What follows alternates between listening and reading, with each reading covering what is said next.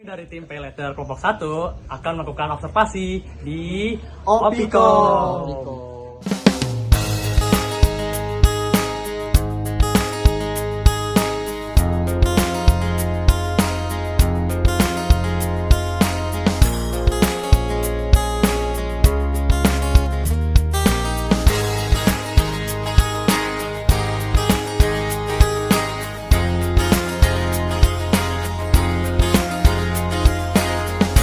Assalamualaikum warahmatullahi wabarakatuh. Kami dari kelompok 1 pendidikan bisnis, mata kuliah SKB. Izin Bang ya untuk wawancara. Nah, wawancara itu terkait bagaimana ini Bang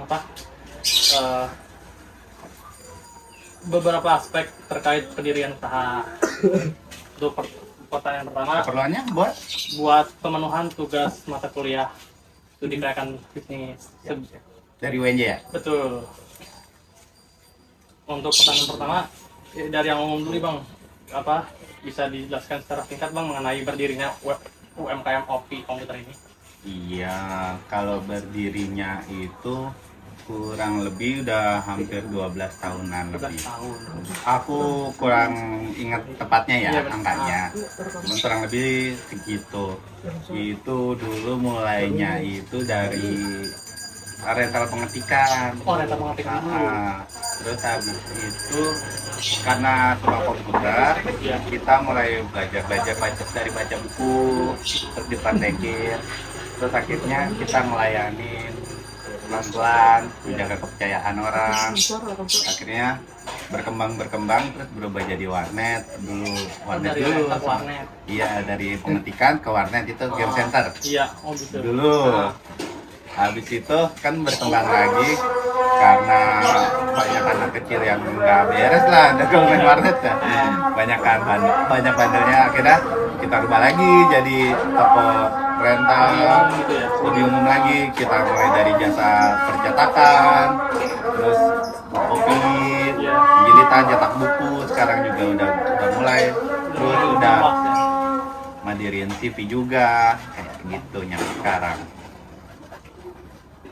Oke, berarti emang dari awalnya nggak langsung ke ini, berarti kayak Ada transisinya, betul, iya, iya. ngikutin zaman lah. Betul.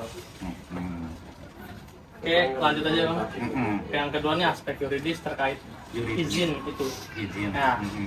izin usahanya ada gak Bang kira-kira? Kalau izin usaha, izinnya yang formal atau dari tetangga atau kayak Bisa gimana? disebutin aja nggak apa-apa. Kalau dari sini udah hampir satu kamu kenal semua, udah Iya. tahu Ah. dan udah diizinin juga. Hmm. Terus kalau untuk izin kayak formal gitu Iya. yang surat-surat itu ada juga, tapi kita benderanya beda. Karena ini kan kalau usaha kayak gini nggak terlalu diperluin izin kan, kayak gitu. Cuman kalau yang aku tahu ya Iya, kayak gitu. Tapi kalau izin tuh kita ada kok CV gitu. Ada. Ada berkas-berkasnya pun ada. berarti istilahnya nggak begitu kesulitan ya Bang? Enggak. Kalau sekarang enak banget sih ngurus apa-apa. Berarti dari izin itu dari kiri kanan udah dapet, terus pas urus Untuk di lingkup sekitar, lingkungan lumayan aman. udah, Nah, karena kita juga suka ngebantu orang oh iya. ya apa dari pemerintah dia kan banyak yang kurang teknologi. Nah, larinya selalu ke sini. Oh, sekaligus bantu-bantu sih. Betul. Oke, lanjut aja ke aspek yang kedua nih Bang, aspek teknis. Yang pertanyaan pertama itu terkait alasan membuka usaha di lokasi yang sekarang. Terus yang kedua, bahan bakunya diperoleh dari mana? Pertama, jenis produk yang dihasilkan itu apa? Pertama itu Alasan yang buka dari sini. lokasi. Kalau lokasinya itu karena di sini banyak kos-kosan, lingkup mahasiswanya kayak gitu, dan udah banyak kenal juga sama orang-orang kampung sini, dan emang dapat lokasinya kebetulan di sini gitu. Bukan kalau strategis kurang tahu ya, karena kalau momen hitung-hitungan itu kan ada hitung-hitungannya ya, strategis. Aku kurang tahu ya. Mungkin di pinggir jalan lebih strategis mungkin, atau di dalam kampus. Tapi ya emang dapetnya di sini. Ngerti. Kurang lebih gitu. Iya, ngerti. Terus kalau bahan baku ini Kalau bahan baku ini dari supplier supplier. besar, ada bermacam-macam ya, kita nggak cuma di satu sumber sih, ada yang di Pulau Gadung, Pulau Gadung ada. di kawasan industri Iya. ada, terus ada juga di daerah Rawamangun Semangun. ada juga, terus ada juga yang di daerah apa ya, Matraman Daleman dikit, aku kurang hafal namanya. Pokoknya dari dia tuh pada distributor tapi rumahan gitu. Oh, sama-sama dari rumah juga ya, kerja sama Iya, gitu. tapi dia lokasinya di rumah, cuman dia distributor. Intinya gitu. Iya. Nah, Terus tadi terkait produk yang dihasilkan apa aja Pak? output kita kan geraknya di percetakan ya. Betul. Banyak produk, kalau di percetakan ini kan jatuhnya industri kreatif. Jadi banyak, misal jadi nyetak buku kayak gini, Oh, buku. Brosur itu. Brosur. brosur juga, spanduk juga, sablon kaos juga. kita banyak. Jadi semua ilmu dipelajarin sih kalau di sini. Jadi banyak kayak buku, satu buku, terus bisa jadi plakat akrilik, Iya ya. ada di dalam. Kalau mau ditunjukin bisa. Terus company profile, jilitan bending, terus buku yasin, undangan. Lumayan banyak berarti ya Bang. Banyak itemnya kalau disebutin satu-satu. Intinya seluruh percetakan kita Bisa. lebih. Ya, ada. Pasar. Lanjut ke aspek pasar, Bang. Iya boleh. Kalau dilihat kan dari semua usaha kadang-kadang ada target pasarnya tuh. Iya. Nah ini kalau di Opicom ini target pasarnya tuh misalnya Bang. Kalau secara umum, kalau dari pribadi kita nggak nargetin pasarnya. Tapi kalau pasar kita di sini itu kebanyakan mahasiswa. Mulai dari S1, S2, S3. Tapi kalau di sini lebih kecenderungan anak S3 pada kemarin. Tiga. S1 lumayan banyak. Cuman yang paling dekat tuh anak-anak S3. Kalau ada nggak sih Bang kayak kegiatan-kegiatan promosi yang dilakukan oleh Opicom ini? Kalau promosi, aku strategi promosi aku itu lebih di pelayanan ya. Oh, Aku nggak ada kegiatan kayak, mungkin paling dari satu WA paling itu aja. Cuman kalau strategi pemasaran kita dari pelayanan sih, jadi misal saya ngelayanin Rizky. Rizky, terus Rizky ngerasa puas nih, terus akhirnya Rizky rekomendasi ke teman. goal pemilik jadi Ya, strateginya lebih ke kualitas sama pelayanannya dijaga, buat itu sih. Iya. Iya.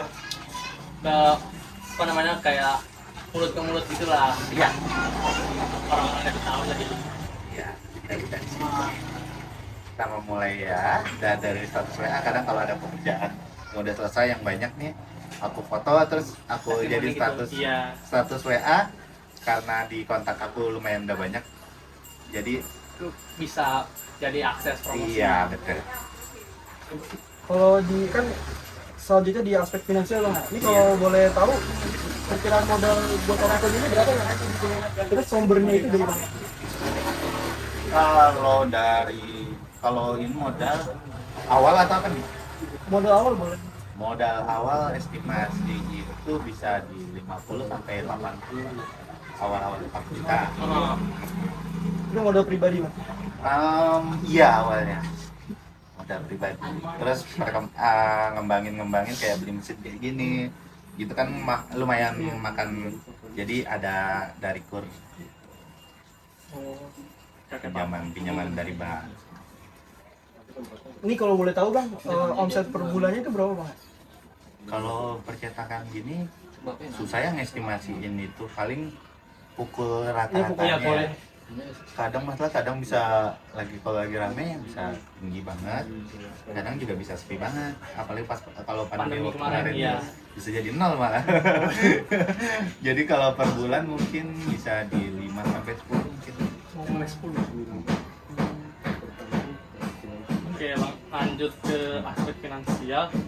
Finansial organisasi. Organisasi Di sini ada gitu nggak sih Bang karyawan? hewan ada. Nah, dari karyawan itu kira-kira sistem gaji yang diperoleh berapa Bang? Per bulan. Per bulan? Mm-mm. ada persenan dari keuntungan kah atau bagaimana? Itu ada sistem bonus biasa, kadang kalau ada lagi ramai ada lebihan buat jajan, tapi kita tuh nggak terlalu matok harga atau angka ya. Paling ya ada lebih kita nikmatin bareng-bareng. Oh gitu iya, sih. kekeluargaan Jadi, gitu. Jadi kalau ada lebih kita nikmatin bareng-bareng. Kalau jadi ini nggak kaku sih kalau masalah yang kayak gitu. jadi nikmat sama sisanya bareng-bareng semua lah. Terus berarti nggak ada struktur juga bang? Nggak ada, kita nggak ada kayak gitu saya guys. Tapi ada sih sebenarnya, kayak aku lebih ke ngelayanin kayak layout skripsi, Oh, bla bla bla, ada divisi yang buat ngelayout dan kawan-kawan berdua nih. oh iya, Terus ada lagi yang ngejilid aja, ada iya, ada juga yang fotokopi aja. berarti ada yang teknis sama non teknis lah. Betul. Terkait ini ya bang, langsung ke aspek lingkungan. Mm-mm. Pengaruh pendirian usaha ini terhadap kiri kanan gimana sih bang? Pengaruh kayak mana nih? Pengaruh secara umum aja, baik atau respon positif atau negatif? Alhamdulillah positif. Lebih positif. Berarti istilahnya nggak ada yang mengganggu gitu lah. Enggak sih, rata-rata malah kebantu sih ada Bantu kita. ya? Kayak misal kayak dia ada trouble apa yang bukan di lingkup kita, kayak kemarin itu misal TV box kan baru pada muncul tuh. Kita kan lumayan ngerti. Iya. Nah akhirnya kita yang bantuin gitu. Jadi kalau buat lingkungan insya Allah aman. Alhamdulillah masih aman. Hmm. Terus nih bang, kan kita tahu kalau penanganan tukang percetakan begini kan biasanya limbah-limbah kelas begini lumayan menumpuk. Nah itu pengelolaannya gimana bang? Kalau di percetakan umum itu malah dijual. Dijual lagi? Kalau di sini enggak. kita bagi. Jadi ada kita percaya ada rezeki orang lain. Jadi kayak yang ada yang pemulung gitu, udah ambil aja, silakan gitu. Iya, jadi tapi kita nggak ngambil uang, enggak gitu. Iya. Berarti ke masyarakat lagi ya? Iya, masyarakat sekitar lain. Lagi nggak?